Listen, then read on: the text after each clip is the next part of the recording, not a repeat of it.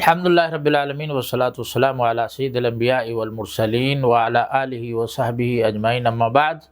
ناظرین، آج ہم بات کریں گے انشاءاللہ اللہ کی توفیق سے صدقہ فطر کے بارے میں۔ جو فطرانہ دیا جاتا ہے اس کا حکم کیا ہے، اس کے کب سے کب تک دے سکتے ہیں اور کتنا دینا چاہیے، کون سی اجناس سے دینا چاہیے اور اس کے دینے کا فائدہ کیا ہے۔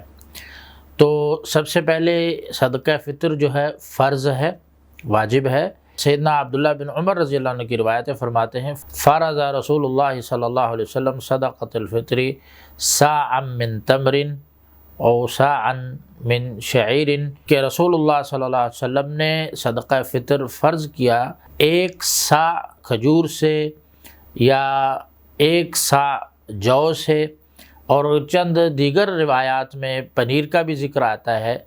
تو آپ صلی اللہ علیہ وسلم نے اس کو فرض قرار دیا۔ ان غذائی اجناس جو انسان خوراک کے طور پر استعمال کرتا ہے ان میں سے وہ ایک صاع صدقہ فطر دے گا۔ کس کس پر فرض ہے؟ یہ ہر جو ہے مسلمان، چاہے وہ بچہ ہو، بڑا ہو، عورت ہو، مرد ہو، آزاد ہو، غلام ہو، سب پر صدقہ فطر فرض ہے، اسے دینا چاہیے۔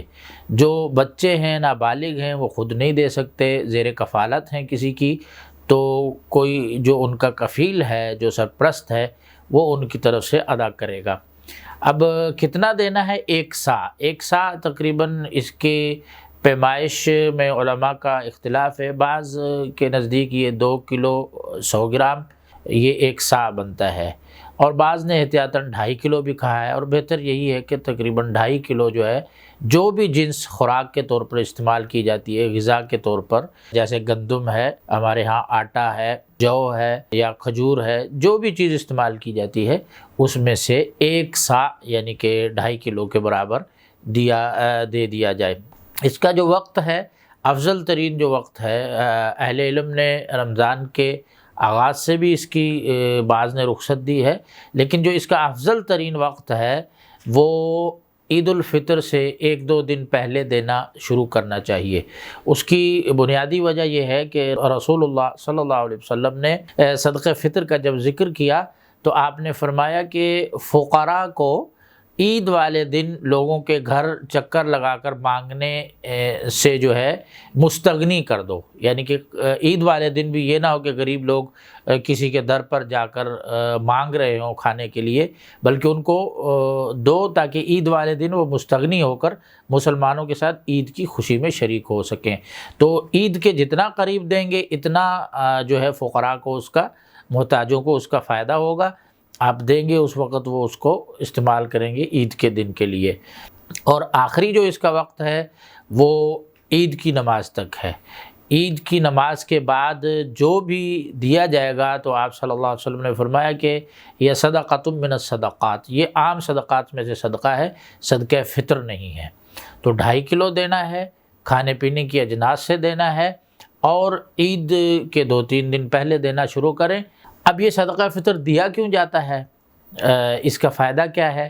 اس کے 2 فوائد جو احادیث سے ہمیں ملتے ہیں، وہ ایک یہ ہے کہ آپ صلی اللہ علیہ وسلم نے فرمایا کہ طہرۃ للصائم من اللغو والرفث، کہ روزہ انسان رکھتا ہے، روزے میں اس سے غلطیاں ہوتی ہیں، گناہ ہوتے ہیں، لغزشیں ہوتی ہیں، کمی پیشی ہوتی ہے، تو یہ صدقہ فطر جو ہے اللہ کی طرف سے ایک رحمت ہے کہ وہ آپ نکال دیں تو اللہ تعالیٰ یہ جو لغزشیں، کمی کوتاہیاں ہیں، یہ معاف فرما دیتے ہیں۔ اور دوسرا اس کا جو فائدہ ہے، آپ نے کہا طعمۃ للمساکین، یہ مسکین لوگ، غریب لوگ جو ہے ان کو عید والے دن کھانے کی ضرورت ہوتی ہے، ضرورت مند ہوتے ہیں، محتاج ہوتے ہیں، ان کی ایک لحاظ سے مدد ہو جائے، اور وہ بھی جو ہے اپنے جو ہے مسلمانوں کے ساتھ عید کی خوشیوں میں صحیح طریقے سے جو ہے وہ شریک ہو سکیں۔ تو یہ صدقہ فطر کے بنیادی چند اہم مسائل تھے۔ اللہ تبارک و تعالی ہمیں ان پر عمل پیرا ہونے کی توفیق عطا فرمائے۔ انہ ولی ذلک والقادر علیہ۔